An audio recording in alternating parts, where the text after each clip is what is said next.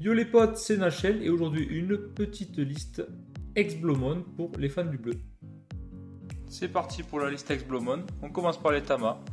Alors les Tamas, 4 Upamon, voilà, ça va vous permettre de piocher le meilleur Tama dans ex-Blomon. Donc ça vous permettra de piocher si vous attaquez et que l'adversaire a un Digimon sans source de Digivo. Et en 5ème Tama, un petit demi-Vimon. Étant donné qu'Exblomon tape souvent, donc l'objectif ça va être de le faire taper avec jamming s'il tape alors que l'adversaire a un Digimon sans source de Digivo.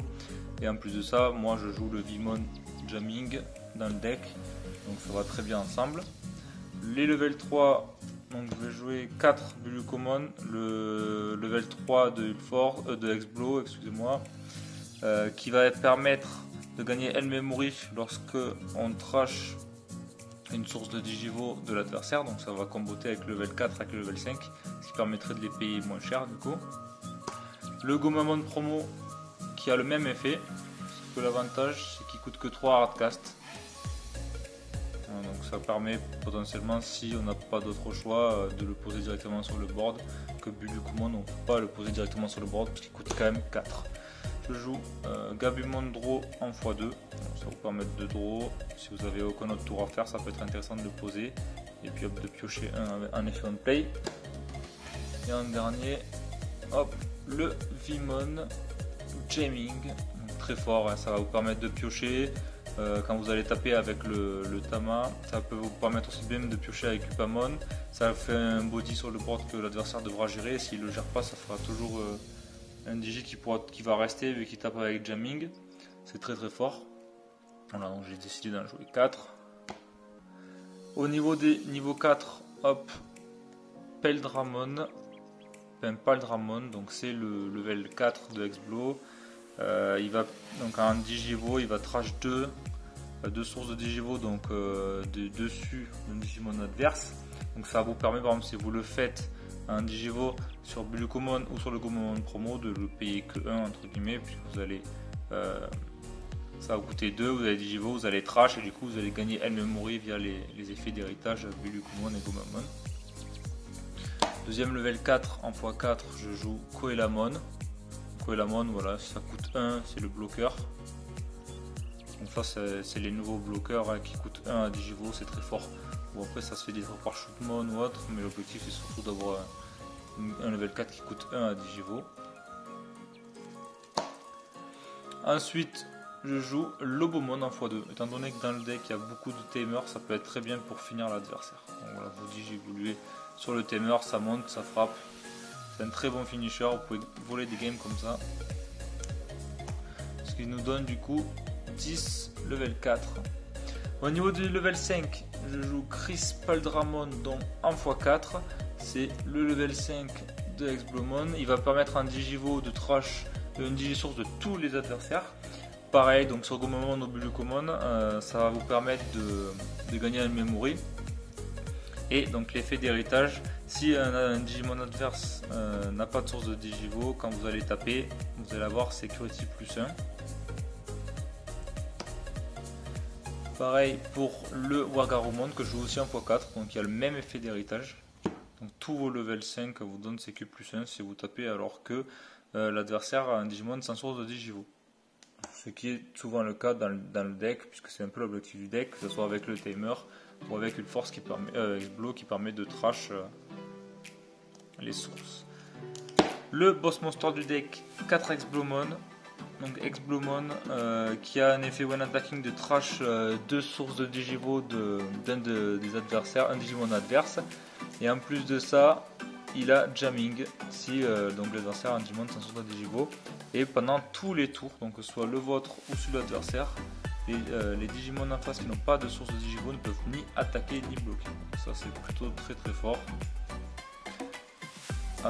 L'effet est très très fort. Après le deck en lui-même, c'est pas un deck qui va être tier 1, vous allez gérer tous les match-ups. Par exemple, c'est un deck qui a beaucoup de mal contre Shootmon DX, étant donné qu'il va faire des grosses piles, vous n'allez pas arriver à tout trash. Mais c'est un deck qui est un bon match-up contre Violet par exemple, qui peut gérer Lord, et c'est surtout un deck qui est très fun à jouer. En deuxième level 6, je joue 2 Ulforce.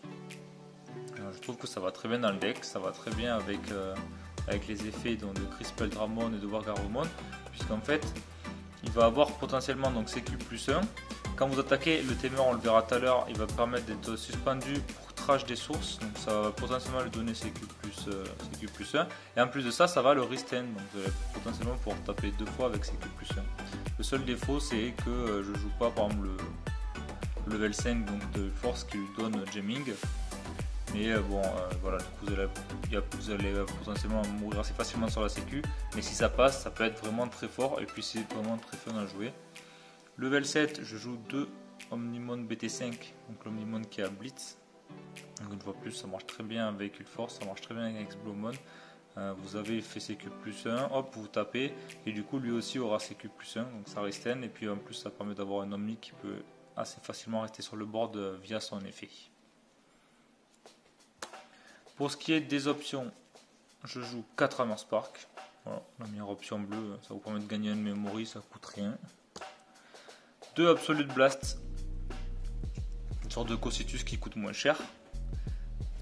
Hop. Et en plus de ça, qui marche très bien dans le deck, puisque vous allez trash une carte, donc une digi-source de votre adversaire, un Digimon adverse. Et si l'adversaire, donc il lui reste qu'une Digisource, vous allez la trash et puis hop, ça va le renvoyer sous le deck. Donc l'avantage par rapport à Cocitus, c'est que Cocitus a renvoyé dans la main, alors que là, ça renvoie sous le deck. Ça marche très bien dans ce deck. Ça peut être très fort. En plus, ça s'active en sécu. Et pour les Tamers, je vais jouer 4 Sora et Joe.